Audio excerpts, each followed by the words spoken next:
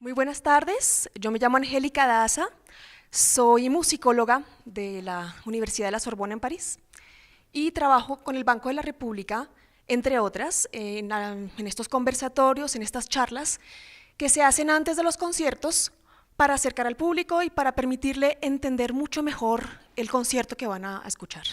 La idea es permitirles a ustedes, pues no sé, tener un panorama más amplio del contexto histórico, de las composiciones, de los compositores, y que esperamos pues poder responder a todas sus preguntas y sus inquietudes. Hoy estamos transmitiendo desde la Casa Gómez Campuzano del Banco de la República, que les invito a que conozcan, que se acerquen a este espacio que está en Bogotá, es también de ustedes. El concierto que escucharemos esta noche está dentro del marco de la temporada nacional de conciertos del Banco de la República y se presentará en 3 ciudades. Se presenta el 6 de junio en Barranquilla, el 7 de junio en Bogotá y el 8 de junio en Cúcuta. Esta noche vamos a hablar del cuarteto Fauré, que es un cuarteto con piano y que viene de Alemania. Les voy a presentar a los integrantes de este cuarteto.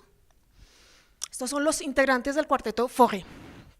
Ellos no son un cuarteto de cuerdas, como lo mencioné antes, es un cuarteto con piano. Esto quiere decir que es un piano, un violín, una viola y un violonchelo. No es quizá el ensamble de cámara al que estemos más acostumbrados, estamos de pronto más familiarizados con el cuarteto de cuerdas, pero durante el romanticismo ese también fue un ensamble bastante popular que fue bastante explorado por muchos compositores. Estos jóvenes alemanes se conocieron en el Conservatorio de Karlsruhe, que es una ciudad alemana cerca de la frontera con Francia. El nombre del cuarteto se les fue sugerido porque en 1995, cuando ellos estaban haciendo sus estudios, se celebraban los 150 años del natalicio de Gabriel Fauré y empezaron a interpretar el cuarteto número 1 de Fauré y se dieron cuenta de las posibilidades que tenían en este ensamble, en esta formación de cuarteto de cuerdas con piano. Y de ahí en adelante se establecieron, ya llevan casi 20 años de trabajo, han grabado discos en honor de Brahms, de Fauré, de Mendelssohn, de Schubert, y también han incursionado en formas más populares como el pop, el tango, digamos, yendo un poco más adelante, buscando todas las sonoridades que este ensamble les puede brindar. Como la idea es ponerlos a ustedes en contexto y tratar de acercarnos un poco más a lo que sucede alrededor del repertorio que vamos a escuchar, es obligatorio para mí hablarles de los instrumentos que vamos a interpretar, que vamos a escuchar, de la música de cámara y del romanticismo. Así es que nunca está de más, aunque yo sé que muchos de ustedes ya conocen el violín, el violonchelo, la viola, nunca está de más mostrárselos de nuevo y recordarles, porque es la pregunta que más me hacen, ¿cuál es la diferencia entre el violín y la viola? Lo sé personalmente porque soy violista. Esta foto no les hace mucha justicia porque el violín es un poco más pequeño, en realidad la viola es un poco más grande que el violín. El violín y la viola se parecen mucho, la diferencia es que al ser un poco más grande la viola es un poco más grave. Las violas vienen en muchos tamaños, contrariamente a los violonchelos y a los violines. No les puse una foto de un piano que es el cuarto integrante de este cuarteto, pues porque creo que todos conocemos al piano y ya hablaré del piano durante el romanticismo más adelante. Esta es la base del trío de cuerdas que integra el cuarteto con piano. Por eso busqué el nombre para esta conferencia, fue Matices del romanticismo a través del cuarteto Fauré. Vamos a escuchar 3 cuartetos con piano, uno de Gabriel Fauré, otro de Gustav Mahler y uno de Johannes Brahms. Pero antes de empezar a hablarles de este formato, quiero empezar a hablarles de la música de cámara. Cómo era la música de cámara, cómo evolucionó un poco desde el barroco hasta el romanticismo. El significado, la definición de música de cámara simplemente quiere decir música que se puede tocar en un cuarto pequeño. Desde ese punto de vista podríamos pues, también decir que las sonatas a solo del barroco eran música de cámara. Los cuartetos de cuerda del romanticismo eran música de cámara. La diferencia de la música que vamos a escuchar a la música del barroco, del clasicismo, es que durante el barroco la música se articulaba sobre un acompañamiento que era un bajo continuo y un solista. Durante el clasicismo se acaba el bajo continuo y las voces bajas empiezan a seguir su curso y el tejido es muy distinto. Cada voz representa una melodía distinta. El cuarteto de cuerdas, como lo conocemos hoy, se gesta en el clasicismo, pero en el clasicismo es distinto. En ese momento es, decirlo así, es como para amateurs, como para aficionados. El mismo Mozart y Haydn tocaron en esos cuartetos. Y más adelante, durante el romanticismo, ya pasa a ser de aficionados a ser profesionales. Beethoven tuvo que componer música mucho más difícil, ya no la podían tocar aficionados, y salió de la cámara, es decir, del cuarto, al concierto. Muchos son los efectos sociales, muchos son los sucesos que hicieron que la música cambiara en el siglo XIX. Es el momento en que la música como la conocemos hoy se va a gestar, en que el mundo como lo conocemos hoy se va a gestar. El siglo XIX es quizá uno de los más ricos en eventos sociales y que se traducen evidentemente en la música. Voy a hablarles del siglo XIX a continuación. El siglo XIX, este cuadro que ustedes ven acá, que además lo siento está incompleto, fue hecho por Eugène Delacroix, significa la liberté guidant le peuple, que quiere decir en español la libertad guiando al pueblo. Fue hecho en 1830. Lo escogí porque quiero resaltar que lo que, digamos, hace que nazca, que el siglo XIX sea lo que es hoy, se gestó en la Revolución Francesa. La Revolución Francesa fue el 14 de julio de 1789. Esto fue hecho en 1830 y es una alegoría que muestra un poco cómo fue la Revolución Francesa. Este personaje se llama Marianne y lleva la libertad, lleva nuevos ideales, lleva un cambio social. ¿Qué es lo que va a pasar en el siglo XIX precisamente? Aparece la clase obrera, con dos revoluciones industriales, va a aparecer también una clase de burguesía que también tiene mucho que ver con la música, porque es un público que va a empezar a exigir un repertorio distinto. Va a empezar a exigir lugares distintos, la orquesta va a cambiar, la profesión del músico va a cambiar, el quehacer de los músicos de orquesta, de música de cámara van a cambiar, el rol de las personas que escuchan la música, que se interesan por la música, es distinta a lo que estábamos escuchando antes. Hay muchos avances en la medicina, avances en la ingeniería, avances por ejemplo en las comunicaciones. El hecho de que aparezca la máquina de vapor hace que las personas puedan ir a escuchar a Liszt tocar a otro lugar, puedan ir a escuchar a Chopin. Antes les tocaba esperar a que una compañía de ópera llegara hasta sus lugares, ahora las personas se movilizan mucho más fácilmente. Hay también eso incurre en la calidad de la música.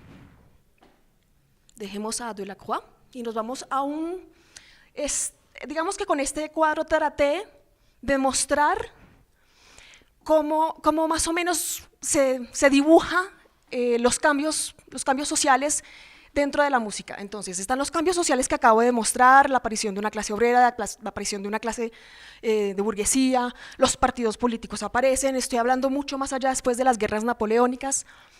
Y el papel del músico va a cambiar mucho. ¿Qué quiero decir con el papel del músico va a cambiar? Estamos pensando en la figura de Liszt, de Paganini. Es un virtuoso, pero es un virtuoso que tiene un poco como la figura de estrella, de star, como la tenemos hoy en día. Es una persona que moviliza masas, una persona que se maneja un poco a sí mismo. El músico que compone ya no compone por encargo, porque un mecenas le dé dinero, sino compone por componer, por la dicha de componer. Es mucho más independiente desde ese punto de vista. Los avances técnicos en los instrumentos, estos de acá son independientes. Una cosa también fue el papel del músico, otro fueron los avances técnicos en los instrumentos.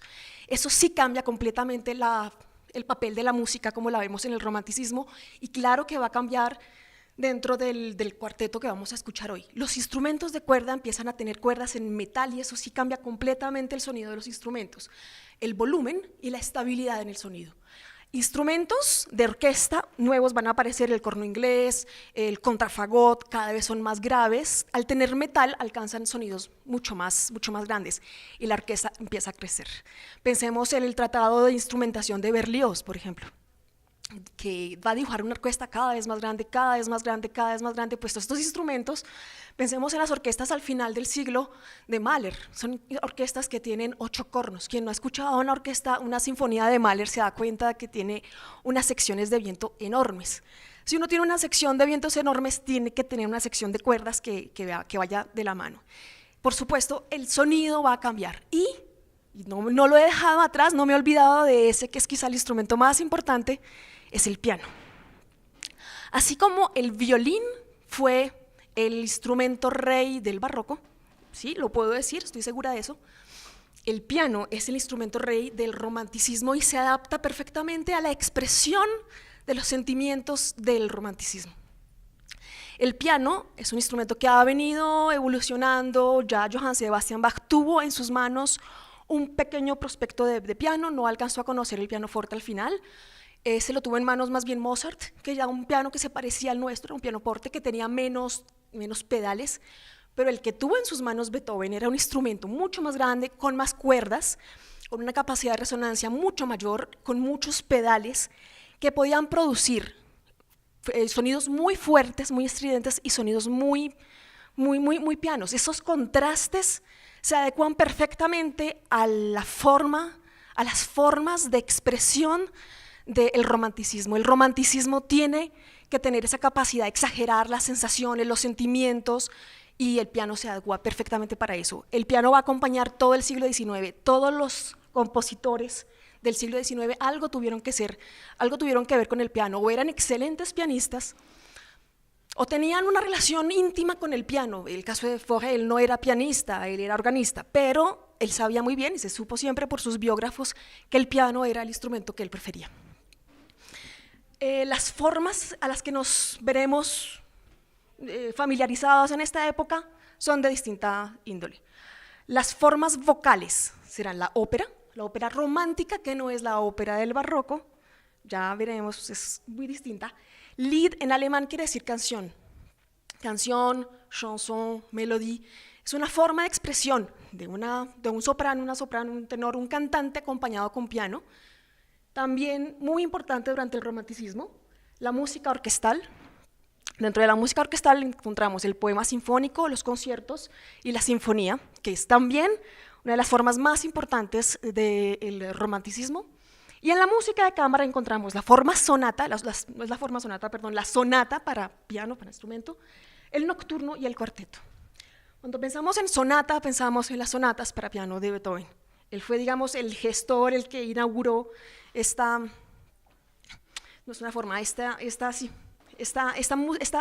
forma musical de componer solamente para el instrumento, solamente para el piano. Los nocturnos, pensamos en los nocturnos de Chopin, y en los cuartetos, puse el cuarteto en general, cuarteto de cuerda, cuarteto con piano. Hay otras formas de música de cámara, están los tríos, están los quintetos, están los octetos, son más raros, pero por supuesto el que más se explotó fue el cuarteto para cuerdas. Era como un ideal para los músicos del romanticismo. El mismo Fauré escribió con respecto a eso, que no se me haya olvidado, ¿dónde está? He comenzado un cuarteto de cuerdas sin piano. Este es un género que Beethoven en particular hizo famoso y hace que todas las personas que no sean Beethoven estemos aterrorizados de él. Lo escribió al final de su vida porque al comienzo de su vida escribió un cuarteto con piano, eso no tuvo problema, pero nunca pudo escribir un cuarteto de cuerdas porque le daba terror. Beethoven dejó la barra demasiado alta en ese tipo de música. Cuando hablé del papel del músico, me alejé hacia acá. Quiero hablar rápidamente de algo que retomaremos con Brahms. Era la famosa guerra de los románticos. A Brahms le tocó una disputa musical importante en Alemania, que tocó sobre todo a Alemania, fue la disputa entre cómo debía ser la música, si la música se debería de parecer a la música absoluta o a la música programática. ¿Qué quiere decir eso? Es más o menos el debate entre la vanguardia y los clásicos, por así decirlo. Brahms era el más clásico de los compositores románticos. Él quería quedarse con la música absoluta. La música absoluta es la música por la música, mientras que la música programática es la música que está inspirada en un texto, en un poema, la ópera, por ejemplo, claramente, que tiene una imagen, es decir, que va acompañada de una descripción, música descriptiva. Para tratar de ser un poco más claros, la música de Vivaldi que está hablando de la primavera es música programática, es decir, uno puede ver a través de la música un argumento que se está contando. La música absoluta es la música que no tiene ese contexto, la sinfonía, el concierto, no tiene realmente esa sensación. Ahora, los músicos alemanes que estuvieron en la mitad de este debate no quiere decir que se hayan afiliado o a una idea o a la otra. Por lo general, compusieron un poquito entre los dos. Ese bando estaba representado, por un lado, por el lado de la música absoluta, por Brahms, Clara Schumann, y por la música programática, por Wagner y por Liszt. Y como suele pasar en esas disputas, esto se envenenó bastante, fue una campaña de chantaje, de boicot del uno del otro, artículos en la prensa, por eso estaba muy bien documentado.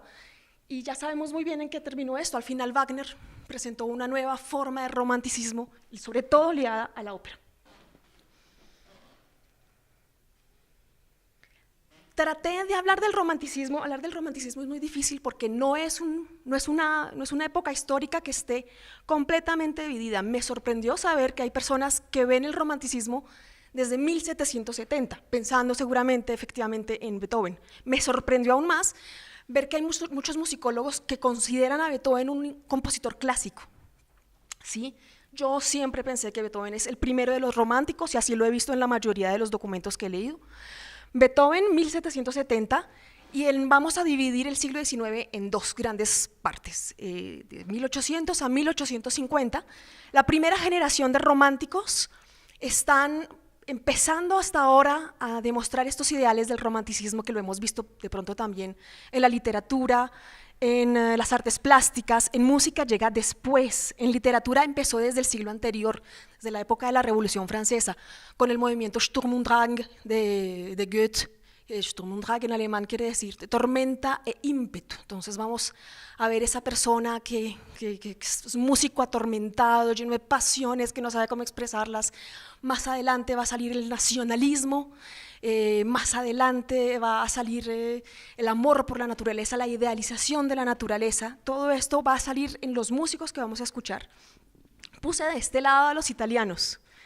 Los italianos que compusieron las grandes óperas de bel canto tienen una visión del romanticismo muy distinta al alemán. Así como pensamos que el barroco, uno piensa en el barroco y piensa en Italia, o pues más adelante en Francia, en el rey Luis XIV, uno piensa el romanticismo italiano un poco distinto. Es que el romanticismo italiano está muy marcado de virtuosismo y de nacionalismo. Pensemos cómo es Italia en ese momento.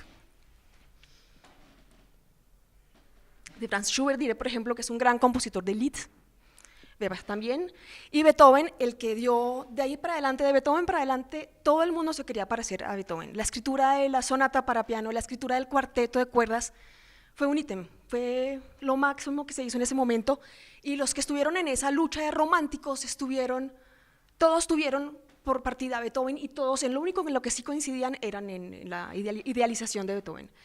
La primera generación de románticos no termina, tengo que terminar de poner estos de acá, que son Héctor Berlioz, Félix Mendelssohn, Chopin. A Berlioz se le debe el tratamiento de la ópera, de la orquestación. Félix Mendelssohn con sus sinfonías, Frédéric Chopin, el piano también, Schumann también, Franz Liszt, el piano. Aquí se ven todos los grandes pianistas del siglo XIX. Richard Wagner, que es una gran figura del romanticismo, que marcaría las generaciones siguientes, Wagner y la ópera, y Giuseppe Verdi, una vez más otro italiano con la ópera italiana romántica. Esta es la segunda generación del romanticismo que se inaugura con Johannes Brahms. Los que están en un color distinto son los autores que vamos a escuchar esta noche. Con la excepción de Beethoven lo puse en otro color porque era el primero. Ya los vamos a volver a ver, yo sé que esto a veces parece como que vamos por un lado para el otro. Vamos a retomar todo esto cuando lleguemos a explicar el repertorio de esta noche. La idea era ponerlos en contexto, mostrarles cómo no alcanzo a hablar de todos los autores del romanticismo y aquí no están todos. Si hay alguno que a ustedes les gusta en especial y no está acá, perdónenme, no los podía poner todos. Ustedes se dan cuenta que hay sobre todo muchos alemanes. Ya en esta parte empiezan a aparecer otros como Tchaikovsky, como Dvorak, Gambriel Fauré está aquí. Camille Saint-Saëns, ellos eran muy buenos amigos, son la segunda generación del romanticismo. Y para terminar esa parte está el post-romanticismo. El romanticismo se dice históricamente que está entre 1820 y 1910. Algunos dicen que empieza en 1770 y va hasta 1910. Gustav Mahler ya es la parte final del romanticismo. Gustav Mahler ya alcanza a conocer los avances de la música del siglo XX, que son el atonalismo, la separación hacia otras experimentaciones musicales. Claude Debussy, también francés, Charles Strauss, Arnold Schoenberg. Lo alcancé a poner en el romanticismo, aunque él ya es el paso siguiente. Él va a ir a lo que viene, y Maurice Ravel también. Antes de empezar a hablar del repertorio de esta noche, me pareció importante recordar un poco para preparar la escucha, cómo era la forma sonata, que es, digamos, uno de los grandes ítems de la música del romanticismo. ¿Qué es la forma sonata? La forma sonata, o forma de primer movimiento de sonata, es esas formas, esos tipos de formas que se usan en el primer movimiento de obras que tienen varios movimientos. Puede ser el cuarteto de cuerdas con piano, o las sinfonías. Si ustedes miran esta estructura, les va seguramente a recordar alguna sinfonía de Beethoven, alguna sinfonía de los primeros románticos. Y la forma sonata, sobre todo, está hecha acá: exposición, desarrollo y reexposición. La introducción o la coda final no son obligatorias. Y en la exposición vamos a tener un tema musical que está en A, la tónica, luego vamos a tener un puente, luego vamos a tener una parte B con la relativa mayor o la dominante, y luego una cadencia. Luego tenemos un desarrollo, que es varios temas, tema y variaciones. Enseguida vamos a tener una reexposición con otro tema A y luego otro tema B que retoma la tónica. Yo sé que no es muy claro ahí verlo musicalmente traducido en A, B, C, D, a veces nos deja como un poco perdidos. Quiero que recuerden eso, porque así van a ser los primeros movimientos de las obras que escucharemos esta noche. Una exposición, un desarrollo y una reexposición en la que regresan esos temas, a veces revisitados en otra tonalidad. Así van a ser los primeros movimientos de lo que vamos a escuchar esta noche. Esta noche vamos a oír, como ya les dije, a tres compositores: a Johannes Brahms, Gabriel Fauré y Gustav Mahler. Los puse aquí en esta exposición en orden cronológico. En el concierto van a estar en el otro orden, es decir, van a empezar con Mahler, luego con Fauré y luego con Brahms, porque la obra de Brahms es la más larga. Es decir, voy a empezar con orden cronológico, como siempre empiezo, que me es más fácil para dar las explicaciones. Johannes Brahms fue un importantísimo pianista alemán. Escogí una foto de Brahms que de pronto no la conocemos tanto, no estamos acostumbrados a ver la foto del Brahms ya viejo, que nos recuerda el romanticismo, la tristeza del hombre mayor, el otoño, esos ideales del romanticismo. Este es un Johannes Brahms joven, porque la obra que compuso, esta que escucharemos, es una obra relativamente de juventud, la hizo más o menos a los 30 años. Brahms está ligado a la personalidad de Schumann, de quien fue un gran colaborador. Es la relación con Clara Schumann, todos sabemos que, bueno, la verdad es que mucho se dice si estaban enamorados o no estaban enamorados. El hecho es que ella fue su musa, la acompañó durante la enfermedad de Schumann, en su intento de suicidio. Él estuvo en un asilo y finalmente murió, y él estuvo siempre cerca de ella. Y Clara Schumann era una gran pianista. De hecho, Clara Schumann tocó muchas de las obras para piano de Brahms. El cuarteto que escuchamos esta noche lo inauguró Clara Schumann. Y Brahms fue, como ya lo dije, el más clásico de los románticos, es decir, que estaba muy apegado a la forma clásica.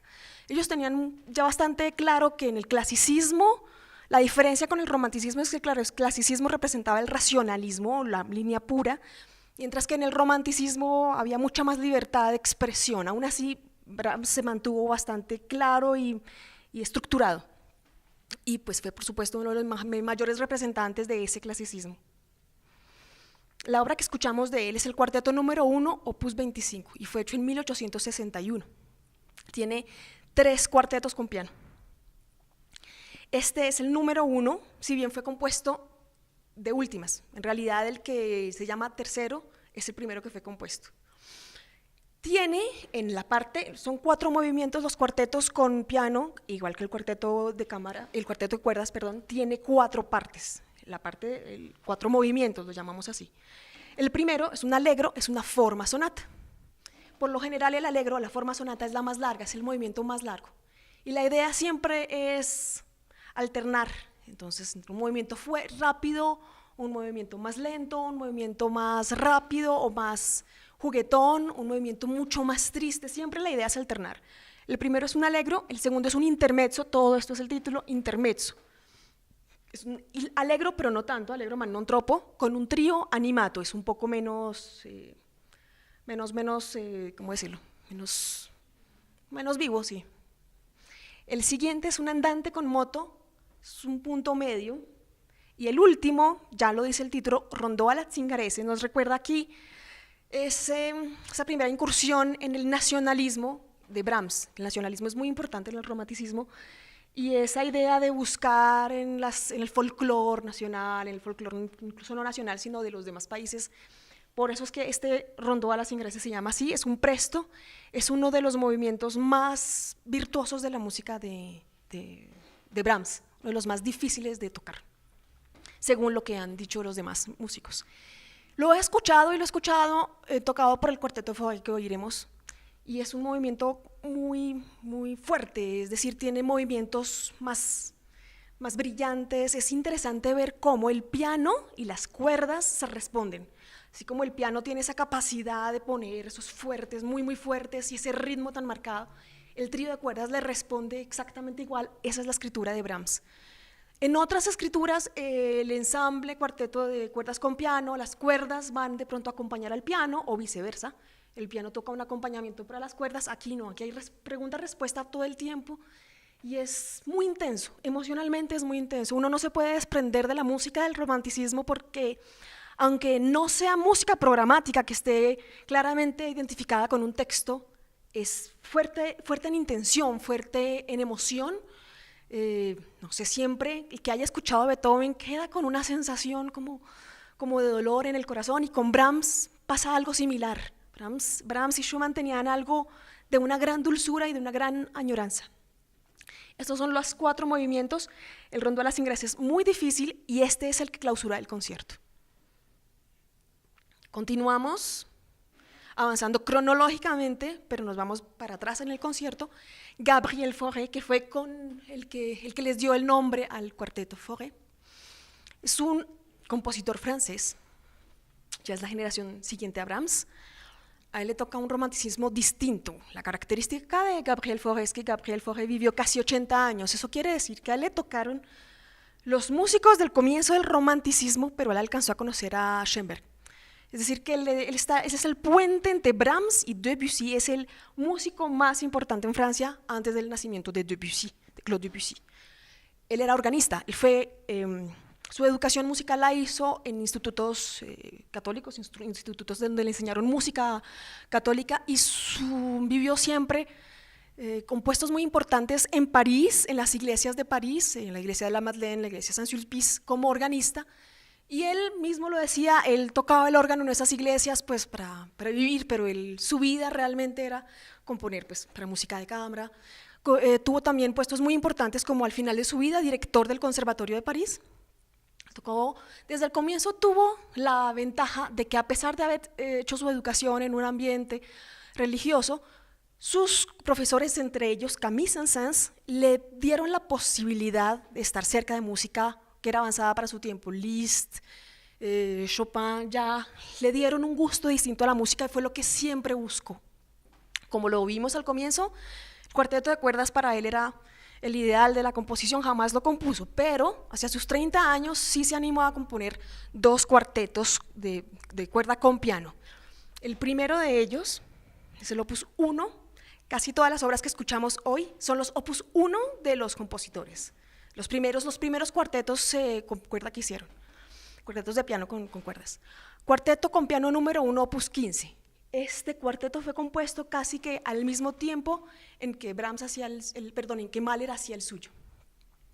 También tenemos una estructura en 4 partes, allegro, que es también una forma sonata, un scherzo en italiano quiere decir jugar, entonces es una parte un poco más alegre, es dicen las personas los musicólogos que este scherzo es el movimiento más virtuoso de Fauré.